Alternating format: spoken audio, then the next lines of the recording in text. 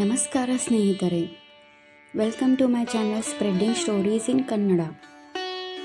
ಇವತ್ತಿನ ವಿಡಿಯೋದಲ್ಲಿ ನಾವು ಚಾಣಕ್ಯನ ಈ ಸೂತ್ರವನ್ನು ಪಾಲಿಸುವುದು ಹೇಗೆ ಅಂತ ನೋಡೋಣ ಬನ್ನಿ. ಚಾಣಕ್ಯನ ಈ ಸೂತ್ರಗಳನ್ನು ಪಾಲಿಸಿದರೆ ಕುಟುಂಬದಲ್ಲಿ ಯಾವುದೇ ರೀತಿ ಕಷ್ಟಗಳಿರುವುದಿಲ್ಲ.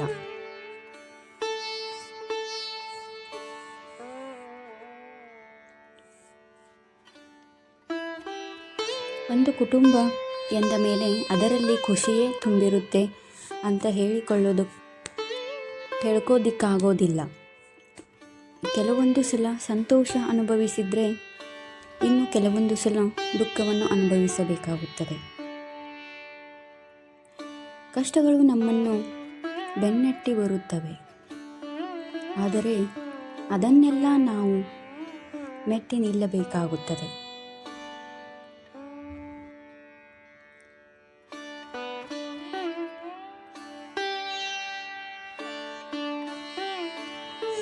ಹಾಗಾದರೆ ಅದು ಹೇಗೆ ಅಂತ ನೋಡೋಣ ಬನ್ನಿ.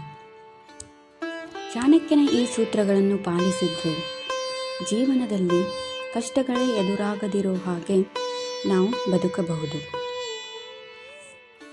ಹಾಗಾದರೆ ಸುಖ ಸಂಸಾರಕ್ಕೆ ಚಾಣಕ್ಯನ ಟಿಪ್ಸ್ ಏನು ಅನ್ನೋದನ್ನು ತಿಳಿಯೋಣ ಬನ್ನಿ.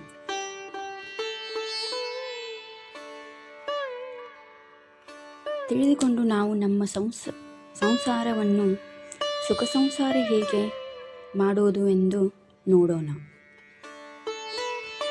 ಮೊದಲನೇದಾಗಿ ಬುದ್ಧಿವಂತ ಮಕ್ಕಳು ಹಾಗೂ ಮೃದು ಸ್ವಭಾವದ ಪತ್ನಿ.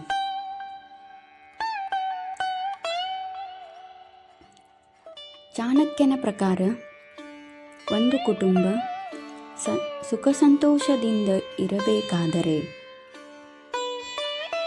ಆ ಕುಟುಂಬದಲ್ಲಿ ಮಕ್ಕಳು ಬುದ್ಧಿವಂತರಾಗಬೇಕು. ಮಕ್ಕಳು ಬುದ್ಧಿವಂತರಾಗಿದ್ದರೆ ತಂದೆ ತಾಯಿಗೂ ಯಾವುದೇ ರೀತಿ ಸಮಸ್ಯೆ ಇಲ್ಲ.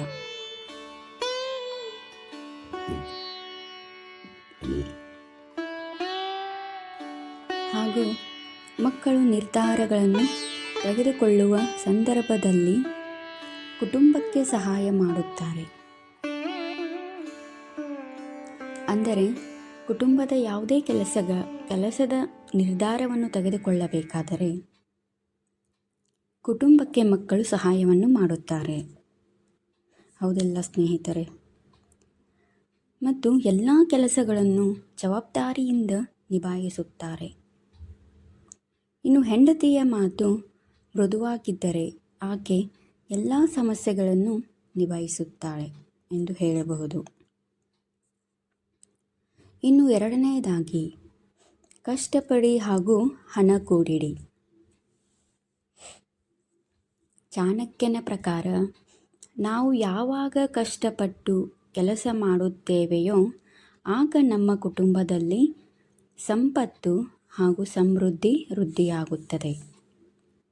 ಆರ್ಥಿಕ ಸಮಸ್ಯೆ ಇಲ್ಲದ ಮನೆಯಲ್ಲಿ ಸಹಜವಾಗಿ ಸಂತೋಷ ತುಂಬಿರುತ್ತದೆ. ಲಕ್ಷ್ಮಿ ಇದ್ದರೆ ಭಯವಿಲ್ಲ. ಹೀಗಾಗಿ ಕುಟುಂಬ ನಿರ್ವಹಣೆ ಹಾಗೂ ಒಳ್ಳೆಯ ಜೀವನವನ್ನು ನಡೆಸೋದಕ್ಕೆ ಕಷ್ಟಪಟ್ಟು ದುಡಿಯಿರಿ ಹಾಗೂ ಭವಿಷ್ಯಕ್ಕಾಗಿ ದುಡ್ಡನ್ನು ಕೂಡಿಡಿ. ಇನ್ನು ಮೂರನೆಯದಾಗಿ ಅತಿಥಿ ಸತ್ಕಾರ ಮಾಡಿ. ಆಚಾರ್ಯ ಚಾಣಕ್ಯರು ಅತಿಥಿ ಸತ್ಕಾರದ ಪ್ರಾಮುಖ್ಯತೆ ಬಗ್ಗೆ ಮಾತನಾಡಿದ್ದಾರೆ. ಇನ್ನು ನಾವು ಮಾಡುವ ಅತಿಥಿ ಸತ್ಕಾರ ಕಾಟಾಚಾರಕ್ಕಾಗಿ ಮಾಡಬಾರದು, ಭಕ್ತಿ ಹಾಗೂ ಪ್ರೀತಿಯಿಂದ ಮಾಡಬೇಕು ಎಂದು ಚಾಣಕ್ಯರು ಹೇಳಿದ್ದಾರೆ.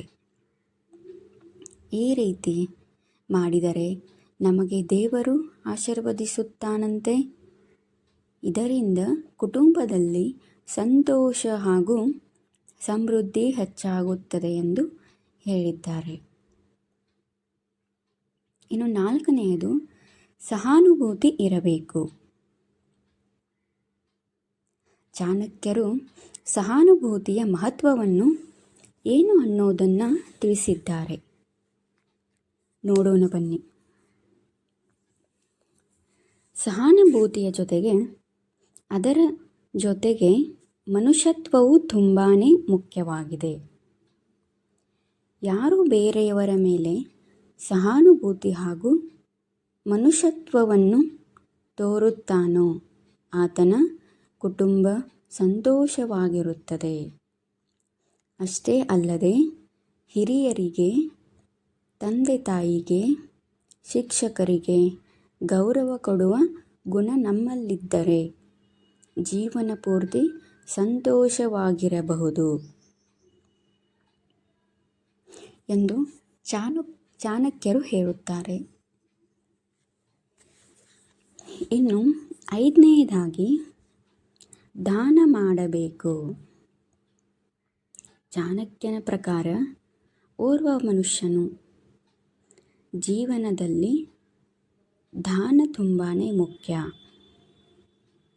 ಒಬ್ಬ ಮನುಷ್ಯನು ಜೀವನದಲ್ಲಿ ದಾನ ಮಾಡುವುದು ತುಂಬ ಮುಖ್ಯ ಎಂದು ಚಾಣಕ್ಯರು ಹೇಳಿದ್ದಾರೆ.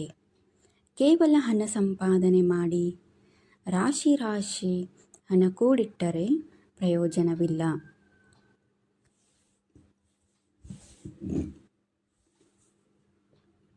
ಅದರ ಬದಲಾಗಿ ಆ ಹಣವನ್ನು ದಾನ ಮಾಡಬೇಕು. ಹಾಗಂತ ಪೂರ್ತಿ ದಾನ ಮಾಡಿ ಅಂತ ಹೇಳುತ್ತಿಲ್ಲ. ನಾವು ದುಡಿಯುತ್ತಿರುವ ಸ್ವಲ್ಪವೇ ಸ್ವಲ್ಪ ಭಾಗವನ್ನು ನಿರ್ಗತಿಕರಿಗೆ, ಕೈಲಾದವರಿಗೆ ದಾನ ಮಾಡಿದರೆ ನಮ್ಮ ಕುಟುಂಬ ಚೆನ್ನಾಗಿರುತ್ತದೆ.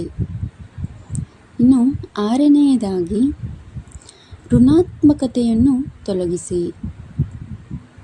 ಚಾಣಕ್ಯನ ಪ್ರಕಾರ ಯಾವ ವ್ಯಕ್ತಿ ವೇದಗಳನ್ನು ನಂಬುವುದಿಲ್ಲವೋ, ನಿರ್ಗತಿಕರಿಗೆ ದಾನ ಮಾಡುವುದಿಲ್ಲವೋ, ಒಳ್ಳೆಯ ಜನ ಸಹವಾಸ ಮಾಡುವುದಿಲ್ಲವೋ ಇಂತಹ ವ್ಯಕ್ತಿ ಜೀವನದಲ್ಲಿ ಖುಷಿಯಾಗಿರುವುದಕ್ಕೆ ಸಾಧ್ಯವೇ ಇಲ್ಲ ಎಂದು ಚಾಣಕ್ಯರು ಹೇಳಿದ್ದಾರೆ.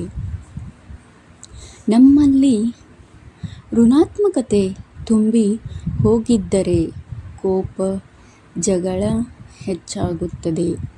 ಇದು ನಮ್ಮ ಕುಟುಂಬವನ್ನೇ ನಾಶಗೊಳಿಸಬಹುದು ಎಂದು ಚಾಣಕ್ಯರು ಹೇಳಿದ್ದಾರೆ. ನಿಮ್ಮ ಜೊತೆಗೆ ನಿಮ್ಮ ಕುಟುಂಬವು ಸಂತೋಷವಾಗಿರಬೇಕೆಂದರೆ ಚಾಣಕ್ಯನ ಈ ನೀತಿಗಳನ್ನು ಪಾಲಿಸಿ. ನಾವು ಸಂತೋಷವಾಗಿರಲು ಇಂತಹದ್ದೇ ಕಾರಣ ಬೇಕೆಂದೇನಿಲ್ಲ. ಬೇರೆಯವರ ಸಂತೋಷ ನೋಡಿಯೂ ನಾವು ಖುಷಿಯಾಗಿರಬಹುದು. ಆದರೆ ಬದುಕುವ ಕಲೆ ಗೊತ್ತಿರಬೇಕು. ಅಷ್ಟೇ ಅಲ್ವಾ ಸ್ನೇಹಿತರೆ? ವಿಡಿಯೋ ಇಷ್ಟವಾದಲ್ಲಿ ಪ್ಲೀಸ್ ಸಬ್ಸ್ಕ್ರೈಬ್ ಮಾಡಲು ಮರೆಯದಿರಿ. ಇನ್ನೂ ಹೆಚ್ಚಿನ ವಿಡಿಯೋಗಳಿಗಾಗಿ ಸಬ್ಸ್ಕ್ರೈಬ್ ಮಾಡಿ ಬೆಲ್ ಐಕಾನನ್ನು ಪ್ರೆಸ್ ಮಾಡಿ. ಈ ವಿಡಿಯೋನ ಶೇರ್ ಮಾಡಲು ಮರೆಯದಿರಿ. ನಿಮಗೆ ಹೆಚ್ಚಿನ ಈ ಥರ ವಿಡಿಯೋಗಳು ಬೇಕಾದರೆ ನೀವು ಕಮೆಂಟ್ ಮೂಲಕ ತಿಳಿಸಿ. ಹಾಗೂ ಈ ವಿಡಿಯೋ ನಿಮಗೆ ಹೇಗೆ ಅನಿಸಿತೆಂದು ಕಮೆಂಟ್ ಮೂಲಕ ಹೇಳಿ ಸ್ನೇಹಿತರೆ. ಧನ್ಯವಾದಗಳು.